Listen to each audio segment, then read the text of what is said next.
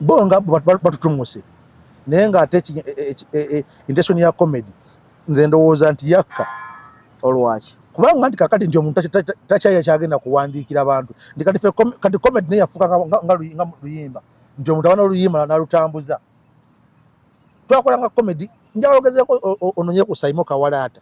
oba olomantiki Mukiga oba Chairman Nyanzi n'abalala bonna benjogeddeko baokerokero bandi nga buli wiiki ojja ng'olina kipya oba bakuwadde oba tebakuwadde oba olina kipya paka onookuba seeti eyo neevaawo noleeta ekirala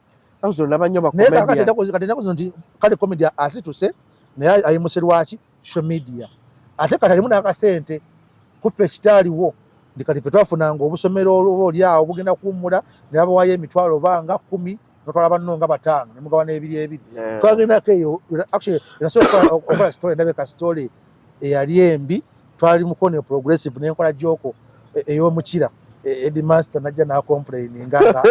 ey'omukira ali egenda ejja actually tekyali direct ne nagamba nti singa ndaffe abantu twalina emikira ng'enkima kati ng'oba oli awo nga ababoda bagamba gundi oyo ennaku zino yeewulira takyatuwubira ku mukira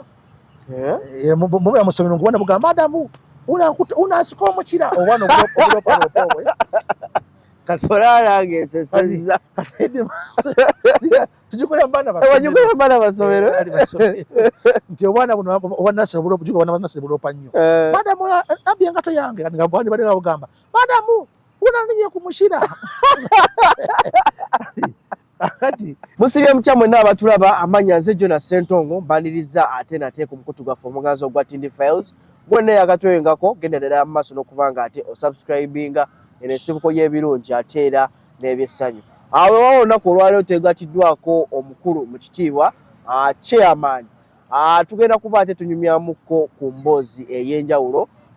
nga nno tugenda kuba ate tutangazaamu ku nsibuko ya comedy n'ebintu ebirala bingi nnyo omukulu ono ye Chairman Gaawa naye nga tetunagenda ddala mu maaso kansabe ababuuzeeko atubuulire n'amannya ge ddala amatuufu omukulu ssebo buuza kubatulaba mpogananga guboga insobola kuwogana bannange abatulaba abalungi ku Tindi Files amanya bampita mu West Isaac sebo ya chairman w'ekyalo Radio Uganda Village owa NRM ddala gwe muli naye wano kuli kakalolo katu twakamala kati ate ndifulaga beya tulinze kabona ka chairman ero si wano obulamu bugenda butya obulamu bwe butyo mpola weeyagala mirimu tukola tucapa tukola campaign tukuba awo wennyini kale olunaku olwaleero nkunoonyezaako tusobole okubanga ate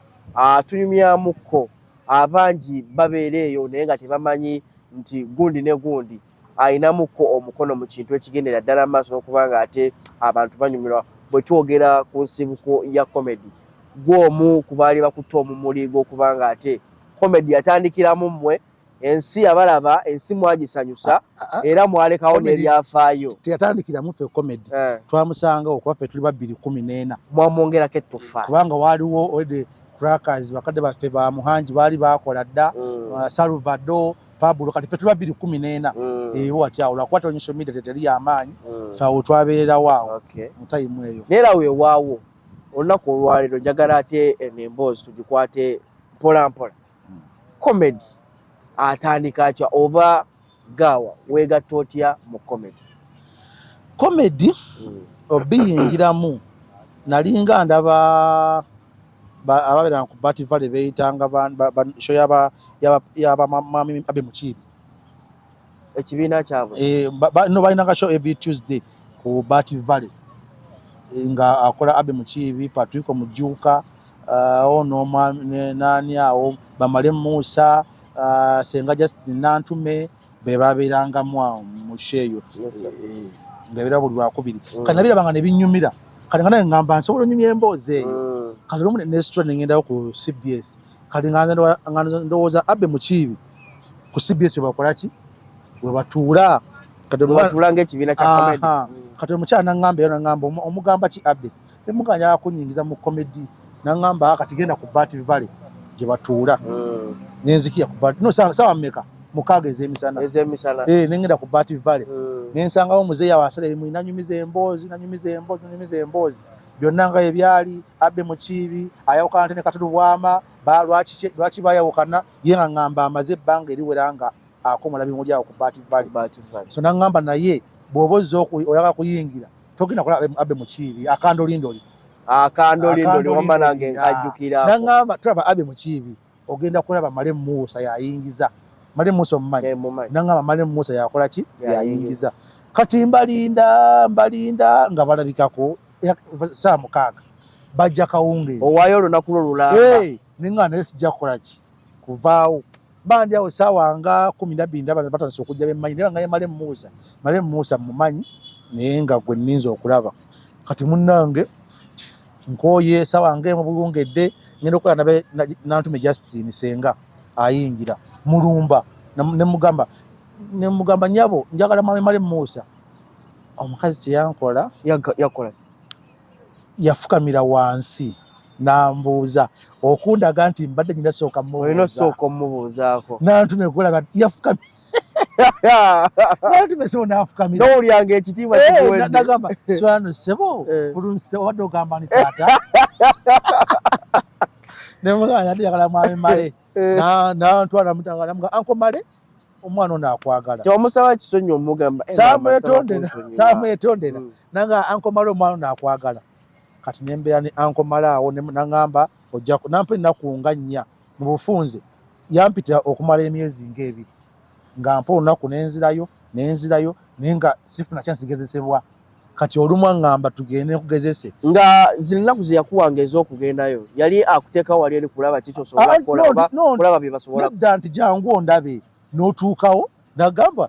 ojja kuda olunaku bwetyo otegeera embeera eyo n'otuukawo n'omulaba n'akuwa olunaku olulala nejja n'obeerawo ne buwungeera n'akuwa olulala so okumala emyezi ng'egi nga ampita yatera nkupita lwa Mande abantu abasinga bakibakola okulaga oba oli mu malirivu nalemerako nnyo emyezi ng'ebiri kati nakyava ntwala ofiisi ya mukyala Mariam Ndagire eri wano waliwo engeri y'akabalaza naŋŋamba nkoleraamu ng'atudde nensabula kaloba nalanga nayogeranga nnyo nsabuliza mukyala Ndagire nga tumuwogganira n'atusirisa n'agamba kati ngenda kuwa tiketi ya bwereere ojje olabe kye tukola munnange nga enkera ku lwokubiri ampa tiketi nga nyingira akandolindoli nga mbiraba kati nga mukola mugaa kimukola nsobola okukikola naye nga ndaba tampa budde takola ki si mu bubi osanga ne yabanga ali bize talina we yali andabyeko nti oba akulabyeko wano oba wali kati ate yakuyingira buyingizi oli mupya oluusi balina okukwongeramu ate ojja batawaanya ne ŋŋamba kati nga tinaba kukulakazi nengenda kula Bonita ntwakula Bonita baŋŋamba nti kulakazi ono yavaawo olwo Comedy Files naye oba osobola kulakazi bali ku Lafters Centenary Park nenzikirira neŋŋendawo nasangawo Dolibondo naŋŋamba ogenda kubira Prince Emma nenkubira Prince Emma omumanyi Prince Emma amanya gonna nga wulya naye kati Prince Emma namukubira nzeeyo nanembera Namugongo by then namukubira nzizeeyo naŋŋamba ojja kudda ku Wednesday jja nalina ekizibu kimu nakati nkyakiina nze bweŋŋamba ssaawa 10 ntuukawo 8 ng'okeera kati yaŋŋamba ojja kujja ku Wednesday ssaawa 12 ssaawa zange nokuba ssaawa 8 nga ndi mutaka nga gwe wooli nga wendi nemulinda nga mulabako ngwenkuba amasimu ngeruba buwungedde kati nsembedde ku Lafters waliwo ono omwami akuma ku bisaawe akwa situte ya fufa nga kweniza esamba akola atya akwa situte ya fufa oyo ya Dickson zizinga akola security wa security oyo okero omutegedde oyo omwami omuwanvu erinnya linziruseeko kati oyo mutegedde n'erinnya linziruseeko oba yokero akuma Uganda Cranes babanga esamba omupiira abeera yatwa security yagikolako wa security Alani Okero oyo si musambi wa mupiira oyo musambi wa mupiira Okero akuma ku security akuma ku bisaawe kati munnanga providing security actually yali akuma nga head of security n'aliwo okungobaganya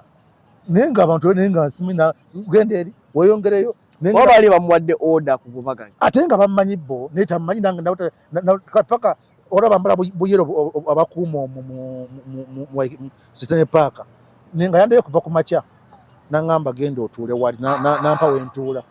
kati nembeerawo nenkuba amasimu tatuuka buli gwenda amwefaananiza nga mulumba nga si yeye kati mba ndi awo ng'atuuse bwe yatuuka ne mulumba waliwo omwe bamuyitanga yali muvubuka bamuyitanga Gideon the Prodigal yakolanga ku Top TV by then ng'akola n'omuwala bamuyitanga Goroda mpulira omwana wa Goroda mukyala wa Kwefu Goroda nga bakola program tujibajja tugulube ku Top TV ne yali aze Gideon kati na Prince Emma nankwasa Gideon nangamba oyo mukoleko kati Gideon nali manyi ngenda kuyingira mu Rafters ndabe comedy nkole ntya nangamba ojja kujjencha yali Wednesday nangamba ojja kujjencha ku Thursday kati Thursday nenzije najja bukyali nanda Gideon okuva sawa nga 10 yatuka sawa nga 3 ezekiro kati bwaje nankwasa omvuka muyita chairman Nyanzi Timothy nenga vutamu ya chairman Nyanzi solo waffe asono nga group ebagita Punchliners ngere kuwa ikikyawo nga yavubuka abato abatandika mwe mwali Saimo Kawalata bebamu kubali abakulu ne Saimo yali azanya Saimo ate Saimo nga actually yalina nnyo joko z'abalongo era nga abawakubirira bine ebyabalongo kale ngamba okumansa entungo ebyo nga byayagala tutwale empola Saimo gyokoze okumansa entungo ng'abaana zo nenga abazibisse kati mulina okubanga olowooza olusi kale yabikanga naye ng'omanya tugambe ez'obukaba nti akikubyewo ng'omanya nti akikubyewo so Saimo yamu ku baali abakulu mu kibiina Romantic Mukiga Oyemeka mwalimu Kaleera waliwo gwe bayita Buuza waliwo Noyi waliwo abawala awo waliwo Nasiko Obusheshe waliwo Dora Nakagaga bakati aliyo kansala we Oluzira nga bonna bavubuka bato nga balina ekintu kyabwe kyali kuwa ikikyawo naye ngeri nga Academy ya Comedy nga bonna abalumba balinga ba comedian nga era baba mu show kusinga so ne banyaniriza bulungi ne bangamba wano jangu olabe ekyo nenjiraba ne bangamba naye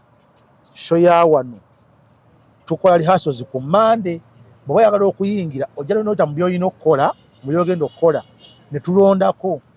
omuntu omu lwali lwakuna lwakutaano ku Monday saawa nga zino 8 nali ntuuse nga mbalinze kati ntuuka ne Madiat ne Chiko nabo bajja Madiat ne Chiko naye bwe baali bakola nga bakolya mukono eyo kati comedian eyo mukono mu kyalo kati nali wonze ne ba Madiat ne Chiko waliwo ka stage awo nagamba abapya mutandike nze nasookayo nenkola nabo ne bakola so ne basala nagamba bano basinze berigeno kwa this week ugabanga baba wamuko kibanga kigezo kulaba no abachitanga open mic kati open mic ye muntu omupya oba asookayo balaba abantu banaseka benalege bwentyo obanga kabebera abayimbi nti kale sijaga nti kunafuya awali Spice Diana ne Chameleon ya ino sembayo kuba Chameleon bwayimba buli muntu aloza kivulu kiwedde kati naffe wano batusoosanga y'abapya abantu batamanya abapya kubanga batusembya abantu ab'amaanyi mu shows nga bwana nti kati bamaliya kye babasembyayo baani nti basembya ab'amaanyi mu show nti ani agenda okugasho nti gundi kuba yabanga ne hype bamumanya agenda kikuba akole ki so sikulanga nasho na hype n'ogimalanga ate eri wansi kati so Madiat ne bansinga ne baba wa show ne bakola kati mabanga mbo abasijja abaje ne basporting aba wasesa ku bantu twabasesanga naawe twabasesanga kati n'okubula awali challenge twatuka time nga tuli abaana nga kumpi abapya nga 20 ba 10 naye nga balina kuwaako omu buli wiiki era nkukasa nabeera namba 1 okumala wiiki singezi nyanga nze namba 1 era buli kaseera gwakola nze gobawa era ogundi sebakijje wandabira nange nampa show kula Bonita era nakwashe mukula Bonita ne bampa show eyali ya Kapale versus Kerekere gundi omugenzi gundi yali King Kong yali MC kati okudde na Mega Madi ati nekiko bakola bulungi babayanga nga sportinga sebakije Emma n'abalaba n'abasiima n'abaga mujja kujja kola Bonita tukole muko so Emma awo abaje sebakije tebadda mukudda mabega era by then okuva kwolo Waikiki bajjanga just tukyalira ku bulabi nenga balabange ebyawansi ko bali maze okukola ki osituka bakikuba mangu bakubashemu bakola ki ne batumuka era si onako Emma yaja neyanjulira nangamba nze sebakije Emma tukula Bonita eyo I like your style of storytelling yange eringa storytelling so nga nyumye emboozi nanyumyanga mboozi ezo anti comedy kati ngofuna emboozi noji phrasing nga nebo obanga nenge inosesa abantu at the end yes era nakola ne jokes nyine nzanga bazikozeemu obulango one general juice nakola ne bagizeemu awo yanyumize emboozi awo neze sija zogereza okay yes kati okukwata ko kubanga ate otwaliddwa ku Bonita otandika okukola ebintu byatambula la Bonita tebakutwala oli kula Bonita okola twasigalanga yeno eno kula Waikiki kati la Bonita nga basoga nti tuwadde mu Jona leo tuwadde ono tuwadde oli so sibuli sawa anti we wali wasinga platform okuba ey'amaanyi anti ndwafuna ngena akasente okay la Bonita ngofune basa kati ate nokuyingira kwabanga kwa bwerere yabanga exposure ngeno ngeri academy Waikiki ranga wosesa Waikiki shuwadi tutwala gana kulema kusesa okay kati ntube kati fefe nyi time netuuka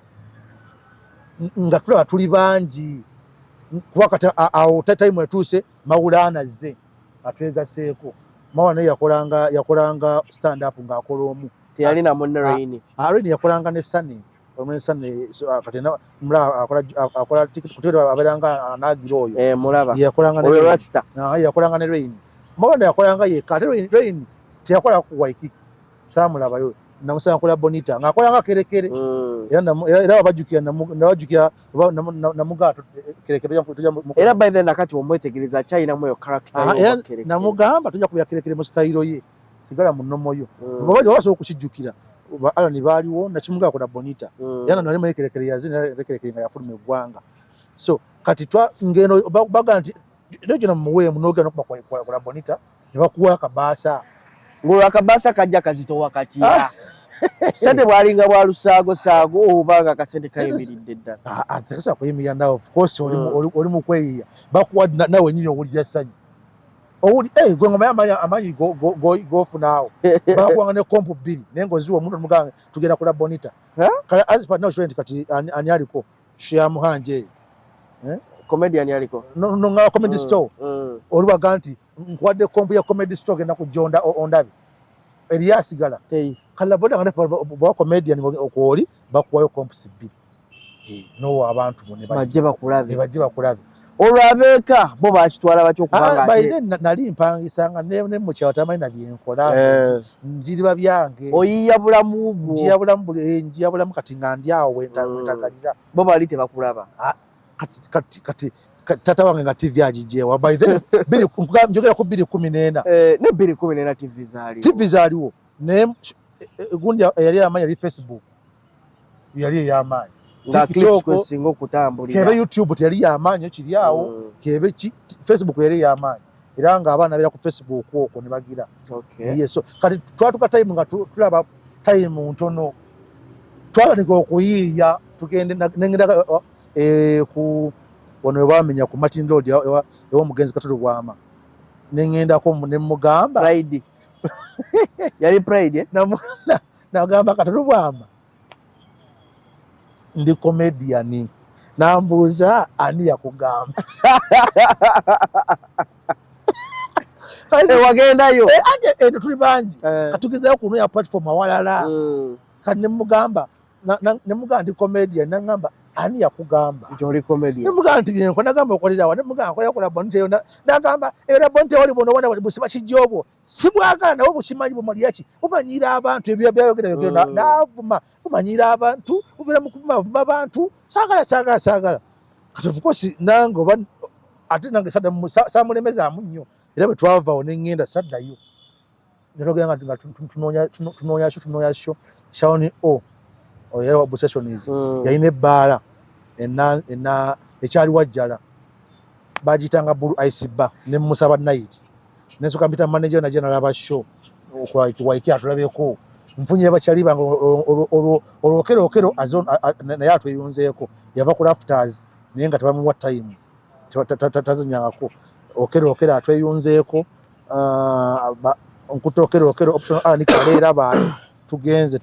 tukole mu sample but when night ekyatuukako eri sikirabanga okero akwa luzungu katusoka tukola show Alan ye MC nange option Alan tukola kati tuyita comedy ne baluganda manager je manju angamba boss bagambye audience mulimu n'aba oluzungu muyitene kuba oluzungu kuninga ata oluzungu twabalese okero nakola oluganda nenga buli jakola luzungu oluganda kushi batomanyi kyali waawo kati nenzirayo nenkola ate oluzungu ne Alan ne imagine oluzungu lwali lutyo olwawo kati nadya kubanga olwokuba toli mutaye mumbi nafuna joko z'abakyali bafe bakolanga mu luzungu nga ze tukola wali ngoma nti ejo alina joko oluzungu etambula bweti ng'ogikola. Lwaki tebayogeranga luzungu lwo mu ngeri eraga nti tolutegeera naye ng'ate kijjasesa abantu oba gwe walukola olu perfecting naye erina kuba kalakita kati nga bula nti waaliwo gwe bayitanga smart ayokya kati ayo yakolanga eyokubanga nanagira kane yali sitayiro ye waaliwo kola nti musiime ekola nti musiime naye yalina gyokoze nga ziri za luzungu naye nga ziri fani so kakati nze nga siri wa luzungu asana mbitandikira nga ndi wa Luganda okitegeera so era kyatukuba wala nnyo twageza kufuna night zaagaana twagifunako enamugongo eyo ati buli gwofunaga tukolere musamba tulabe bwe twagendanga baka stage batole mu rumu y'abawuyita balidde ennyama yaabwe yakanakamu n'abagooca tebagibiseeko yalemeddemu eri mu masepiki awo mwetufubutuka nojja n'okola olunaku olwo Chelsea ereesanga omupiira Chelsea ng'esamba abantu bakuba entulooza gyoko zaffe kumba abantu bali ku mupiira gutabuse kakati waliwo munnaffe twamwitanga Mukiga kati ali awo ku Nasa Mukiga akola joko ku bantu omusajja yakwata chuna amugamba kyone ku bapuulu amugamba mukulu kola ebyakola alina ensonga gye njagala okubuuza atulaba ennaku zino ba comedian bettanidde nnyo embeera y'okubanga ate bakola jokes ku mawanga g'abantu of which abantu abamu bali so emotional bavaamu banyiize back in the days we mwakoleranga comedy embeera eno yo teyanyiizanga abantu bino bbe byalingawo togaana back in the days nze kati mbiraba era actually nebazanya kati basajja by then betwasangawo nga balina ekintu kyabwe Saimoyo Kawalaata oyo chairman Nyanzi Timothy waliwo Bushi kati yaddayo we Zimbabwe waliwo abavuuka bonna abali mbemeka bali bavanye ku kintu kya fresh and clean towemula tovuma muntu kola joko comedy joko ku bantu fenga abera mu taxi n'akatabo lejo no kiwandiika no kizimbirako sikuve n'olumba omuntu n'ogana nabole bwatudde ariko okitegeera so abatamu bavaako mu ataba lugwala ate kino olusaze aze kujja ko stress ate omulumba tugeze oluso yogera ku oli mukogera ku bantu oba ababugulu obutini mwali mu audience oba mukazi wa bugulu butini oyogera ku muntu omumpi atudde mu maaso oyogera ku balina obukazi obumpi oba obukazi obuki mukazi we mumpi so kati ebintu nga abantu babitugambanga nnyo bwe twasangamo twali mu age bracket yemu ne twabasanga basawe ekintu kyabwe ne discipline yaabwe nti kati kyova nti kati enjawulo eriwo kati nti omuntu akuba simu n'agamba Jona nyineyo ka night ekyo n'okwatamu tekyagenda kwogera kati ffe tubanga ne rehearsals ku Monday ku Waikiki Tuesday tuyakola Bonita Sunday twabanga ku gundi Magic Parking nesiba kijje so nga ojanga obate kale bate basese nenga towemudde tulina gwovumye naye katogera omuntu akyusa ngoye era nga tufanyira okwantu tulina competition nga tufa Jonathan Nsinga bulisawo beero wandiika obera muziya so oleta mpya yes bulisawa ngoera nekati bakyusa ngoye birungi ki by then bye wafuna mu comedy bye nafuna mu comedy ebirungi nyinza okugamba nti nayiga nti ne bwe nafuna omulimu ku radio kyanyamba nakosanga obwongo buli ne binyamba okusengeka nti kuba nagenda ofuna omulimu ku radio nga sinasoma bya radio ate nga wadde nga wenena nakamasinya 6211 twakolanga bonna baseke ku Simba naye ate nga sinabisoma oyiyabuya n'obyogerawo kwa twali tuyimaze obuyabuya nti bonna baseke n'oyiye kasitole ko n'okawandiika ate wona bonna baseke byatuwanga okuyiya n'obawandiika jjooko ng'erina punchline esesa ate nga tovodde muntu tolina gonza tolina gw'ovumye. Yes. Naye kati agamba Jona nyina naiti jangu nkwatemu ya nalumba. Tewafunamu ku bakyala? Abakyala mu comedy abakyala actually mu celebrity life gye bali. Naye kati nyinza okuba nze nalinga nswala nga nemba mufunye nga akkiriza kati nga nti omutwale waka. Olwaki? Kati nga ndabe waka wanswaza ne ku standard ye. Wafunanga n'omukazi nagamba kakudropinga nakuvugako ngakusanza nakudropingako nakudropinga nayagala ayingira alabeyo naye ng'osawa embeera nokola nga tayingira kati nga gw'oswala sate omukazi wanga yakusiimi ne mu kifuluku ayingira naye kati ffe embeera era nga ndayira saafunamu mukazi sina n'omu gwe nafunira mu period eyo. Njagala ate tugeraageranye comedy mu biseera ebyo ne comedy mu kaseera kano. Olowooza abaana abaliko ku mulembe guno bakoze kyamaanyi nnyo okubanga bayimusa comedy oba okumwongera okumukkatira wansi? Bonga batutumuse naye ng'ate intention ya comedy nze ndowooza nti yakka. Olwaki? Kubanga nti kakati nti omuntu takyagenda kuwandiikira bantu kati comedy naye yafuuka nga luyimba nti omuntu abana oluyimba nalutambuza. Twakolanga comedy njagala ogezeeko ononye ku Saimo Kawalaata oba Romantic Mukiga oba Chairman Nyanzi n'abalala benjogeddeko baokerokero bani nga buli wiiki ojjanga olina kipya oba bakuwadde bate bakuwadde oba olina kipya paka onookuba seeti yo neevaawo noleeta ekirala. Kati nakoze nti kale comedy asituse naye ayimuse lwaki social media ate kati alimu n'akasente kuffe ekitaaliwo ndi kati fe twafunanga obusomero oba oliawo bugenda kuwummula ne babawayo emitwalo oba nga 10 notwala banno nga 5 ne mugabana ebiri twagendako eyo actually nasobola okola story ndabeka story eyali embi twali mukono progressive nenkola joko ey'omukira Headmaster najja n'acomplaininga nga ey'omukira ali egenda etya actually tekyali direct nenagamba nti singa naffe abantu twalina emikira ng'enkima kati ng'oba oliawo nga ababoda bagamba gundi oyo ennaku zino yeewulira takyatuwubira ku mukira mubera musomero ngubona bugamba Adamu unansika omukira obwana obulopalopobwe kati olalange eseseza tujukola bana basomero nti obwana buno obwa nasira bulopa obwana nasira bulopa nnyo Adamu abye engato yange kati ngabwani bali bagamba Adamu unaniye kumushira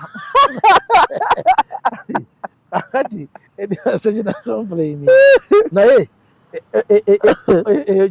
eyo actually nakikola kwolwo wekyakoma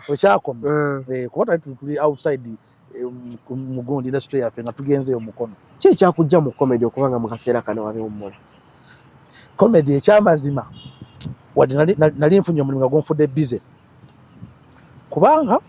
comedy omuyingiramu actually nali nvudde nakasongola kubanga olwo omugenzi Kasirye Gwanga yalina bye agiragiramu kuba yali mukwano gwa muzeeyi bwe nagenda nga mukibuga yali amanyi so kanali nvudde nakasongola kaakati comedy omuyingiramu ngambe nti tewali yali amanyi waffe wonna nayinayo naye girlfriend wange nga namuleka mu kyalo eyo kati nga naye amaze senior 4 yajja e Kampala kakati Optional Alan ankuba ekifaananyi ku stage asa ku Facebook ye antagingamu kati olinga naye anfollowinga abiraba aŋŋamba maama anaamanya atya namugamba nti oli comedian ekiki ate omwana nimwagala nnyo naye namaa nemuwasa yali eka kati namaa nemuwasa weewaawo awo ne weesonyiwa ebya comedy nenzija nga mbyesikamu mpolampola bwenti nga mbyesikasikamu mpolampola bwentyo era nga ngenda kulaba bwentyo nongamba challenge onookolamu ku bantu bampitanga challenge bampitanga MC challenge onookolamu nti nga neebuzaabuza bwentyo nenzija nga nkivaamu lwaki oza mu kaseera kano ba comedians ate abaakusooka nawo ng'amooti abakyekuumidde mu comedy okutuusa n'essaawa ya kaakati nyinza okugamba nti oba oliawo buli muntu alina kyayagala nze natuuka time nga nfunye omulimu ate nze challenge yange kyesigambye mu nsi muno buli kyenfunyemu challenge nkisomye ngenze kusoma nenkisoma gosha kyenfunyemu challenge nkisomye kati bano bamooti bayingira comedy esooka mooti kati yafuna group ayina abaana batayinza kulekawo nenze nali omu nga nsooka okukola okusalawo kubona mooti nena abanga ali yekka naye kati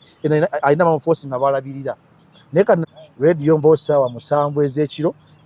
eri show ezigwa saawa 4 kati nga siswa bikwasaganya nenso neŋŋamba nti kaŋŋende kino ate nga n'oli omuwala naye omutegedde yandera ku pressure aŋŋamba maama n'amugamba ntya so weewangaaza nnyo comedy kati kakati ate bano bamooti bo olwokuba nti bakikuliddemu balina abantu bonna balina gurupu ey'okulabya nange eri mu comedy nga bagitaddemu ate nga nabo bennyini bakiyina naye kati nze nayingira mu comedy nga path entuusa ku kirala era bwe yantuusa ku kyenjagala nendaba nga ate time ekyagiina ate bayize ntwasangamu nnyo nenge tufuna kati nge tabanga ku Monday, Sunday, Tuesday, Wednesday, Thursday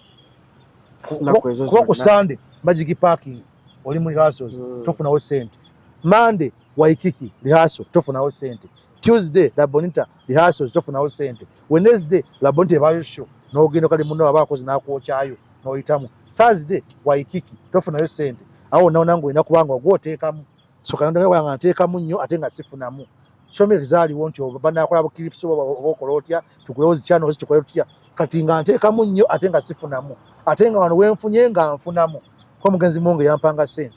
nga kumbe buli wiki asookuwa emitwalo 2 ate n'omuno omuntu nako nakuwaayo 5-10 so ndabanga njagala sente ate ndi mu kusoma naye nga kanywerere wano kale nga tumaliriza bubaka ki ate bw'olina eri abantu bantu ki abatulaba mpozi bagamba nti bonna bawagire President Museveni okayisizaawo kati ate tumulabiranga ddala mulabiranga ddala ate mujja mumulabirenga ddala kuba mukulembeze ow'embavu omukulembeze agezeseddwa so temukyamuukirira kale anoono ensonga esigenda kubanga ate ensukkaawo yeye mbozi ya chairman waffe Gaawa tugenda kuba ate tukomawo ndooza mu bunyomero obw'enjawulo nga tuteesa ku nsonga ezimu ezinaaba tezirabise kati naye kati erinnya eryo Gaawa ngezaako nnyo DJ by the way erinnya lya Gaawa ate ngezaako nnyo era abamu bakiri bakirwa na bulala bagamba ate basaamu nti jjajja Gaawa awo nayagamba namusawo Muganda eryo yagala tulijjewo eryo lya Gaawa simanyi naye si linnya lyange actually twakola interview ne bantimba ne nagamba ibambi Gaawa tafunye mulimu kubanga ngabamanyi lya Gaawa Gaawa eyo bwe nali nga ndi mu comedy nga ate by then olonkwa ne mu studio ekireka naye idea nengayita amawulire agawaawaza nengasoma agawaawaza kati nengawa omugenzi mwinjira muwonge n'agasiima kati bwe yampa omulimu naŋŋamba seyita nayita MC Challenger naŋŋamba ekigambo kya luzungu nnyo ku kino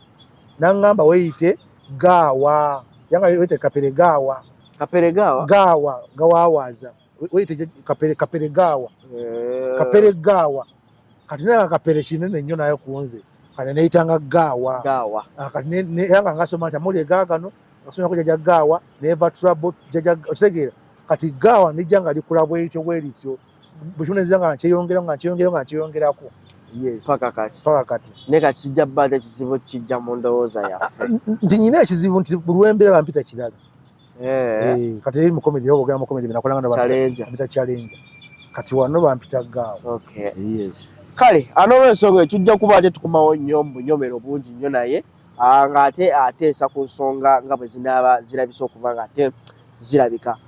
Nkoze ne Lawrence ku kamera kossa ne Jaluge. Jaluge production y'olwaleero yagikuttemu. Anyways, omukutu Tindi Files yakatwenga okugenda ddala mu maaso. Oli batasobola kukulwana. Obwa chairman bwange watera busimba. Nga yatuyita tukulonde. Omaye abantu ba chairman buno bulaka bubatawaanya. So le yatuyita tukulonde. Wade ne parliament zenjitwala. Uli musajja wa mama. Era ngenda kuwandikia Ekitegeeza ko parliament tokookona. Byakyuka okwo. Tawe bagamba ndi chairman president wajja mu chairman ya atajja. Ali chairman yenzo kana president Museveni tojja ku kyalo kyange. Wera tojja ku kyange obadde otya. Kale